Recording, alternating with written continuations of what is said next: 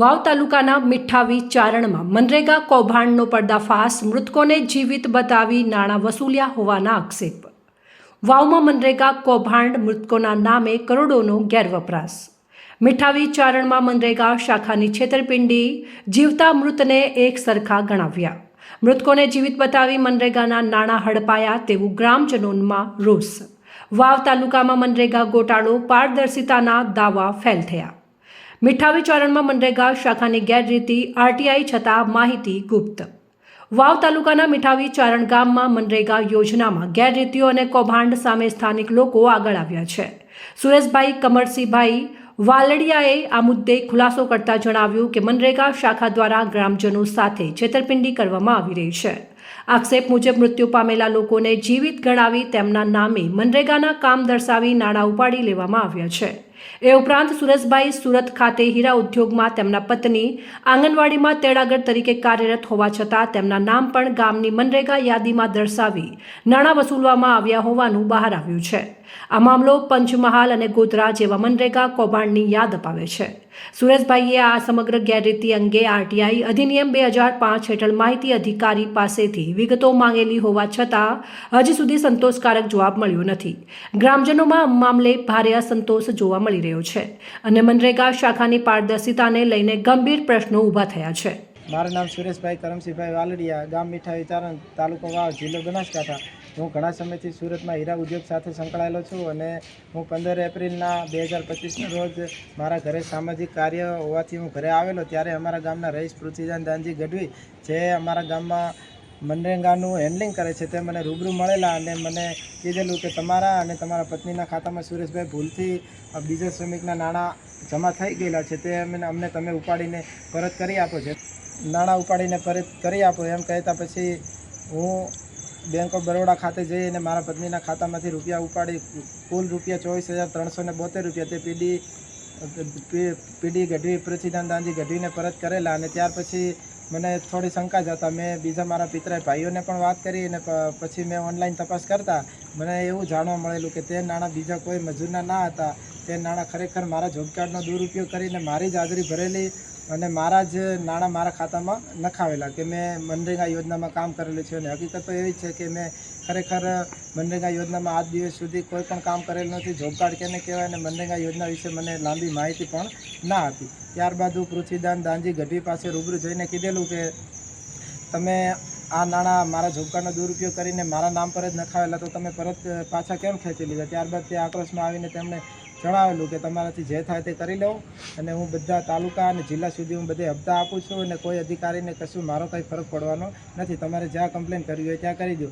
તેમણે કમ્પ્લેનની આવી રીતને અમને ધમકી આપતો. ત્યારબાદ અમે તાલુકામાં, જિલ્લામાં જિલ્લા નિયામક સાહેબશ્રી, જિલ્લા વિકાસ અધિકારી સાહેબશ્રી, ગ્રામ એજન્સી અને તરત દરેક જગ્યાએ સોગંદનામા પર ફરિયાદ કરી અને આરપીઆઈડી કરાવીને ત્યાં નકલ રવાના કરી આપેલી.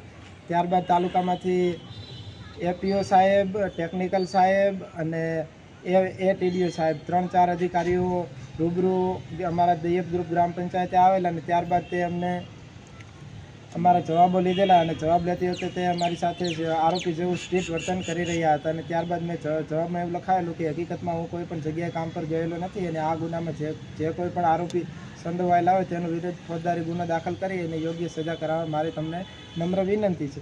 ત્યારબાદ મેં આખું ઓનલાઈન મનરેગાનો તપાસ કરતાં એમાં ઘણા બધા એવા પુરાવો જાણવા મળેલા છે કે જે લોકો 2016માં મૃત્યુ પામેલા છે તેની 2022માં, 23માં અને 2025માં કામ માટે ડિમાન્ડ થયેલી છે અને બીજા પણ વ્યક્તિઓ 2022માં જે મૃત્યુ પામેલા છે તેની 2023માં કામની ડિમાન્ડ થઈ, તેમની હાજરી પણ ભરાણી અને તેમના ખાતામાં નાણાંનું ચૂકવણું પણ થયું છે. આવા બધા પુરાવા લઈને હું તાલુકા પંચાયતે પહોંચતા તાલુકા વિકાસ અધિકારી સાહેબને બતાવતા જાણ કરી કે ભાઈ આવી રીતનું અમારા ગામમાં મોટા પાયે લાખો કરોડો રૂપિયાનું ભ્રષ્ટાચાર અને કૌભાંડ થઈ રહ્યું છે અને સરકારી તિજોરી ખાલી કરીને આ બધા અધિકારીઓ પોતાના ઘર ભરી રહ્યા છે. આવું બધું જણાવતા કોઈ અધિકારી આજ દિવસ સુધી કોઈ તપાસ કરી નથી. અને મીડિયાના માધ્યમથી સરકારશ્રીને અપેક્ષા છે કે આ મનરેગા ભ્રષ્ટાચારમાં, કૌભાંડમાં જે કોઈ સંડોવાયેલા હોય તેની સામે ફોજદારી ગુનો દાખલ કરી યોગ્ય સજા કરાવવા વિનંતી અને અમને ન્યાય અપાવો. ખરેખર જો ગાંધીનગર કક્ષાના અધિકારીઓ અને બહારી જિલ્લાના અધિકારીઓ આવીને જો મનરેગા યોજના વિશે અમારા વાવ તાલુકામાં તપાસ કરશે અને અમારા ગામમાં તો મોટા પાયે મારા ધાર્યા કરતાં પણ વધારે કૌભાંડ અને ભ્રષ્ટાચાર આચરેલું દેખાશે. મોટા ભાગે કામો 50% ભાગીદારી માટે કરેલા છે. 50% ભાગીદારી એટલે કે કોઈ શ્રમિકના ખાતામાં કામે નહીં આવવાનું અને તેના ખાતામાં 20,000 રૂપિયા નાખી દેવાના. શ્રમિકને 10,000 લેવાના અને 10,000 રૂપિયા જે પૃથ્વીરાજદાનજી ગઢવી અમારા ગામમાં મનરેગાનું હેન્ડલિંગ કરી રહ્યા છે તેમને પરત કરી આપવાના. આવી લાલચ આપી અને બધાના ઝોપડાનો દુરુપયોગ કરી અને ઘરે બેઠા પણ તમારી હાજરી ભરાઈ જાય આવી રીતનું ભ્રષ્ટાચાર કરેલું છે. આમાં કેટલાક સરકારી અધિકારીઓ છે, સરકારી કર્મચારીઓ છે જે શાળામાં મધ્યભોજન તરીકે ફરજ બજાવે છે, શાળામાં ચોકીદાર તરીકે છે.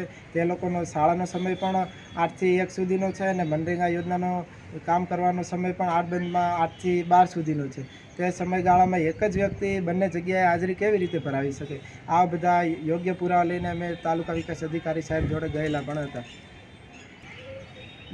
તાલુકા પંચાયતે ગયા પછી ત્યારબાદ અમારા ગામ મીઠાવી ચારણમાં પ્રતાપસિંહ વેજિયા અને નરેન્દ્રદાન ગઢવી બંને આવીને અમને રૂબરૂમાં જાણ કરેલી કે ભાઈ તમે સમાધાન ઉપર બેસી જાઓ, છોડો આ બધું કરો, ઘરના છોકરા ભૂખે મરી જશે અને કોઈ અધિકારીનો કશું કોઈ ફરક પડવા નથી, તમારાથી જે થાય તે કરી લો.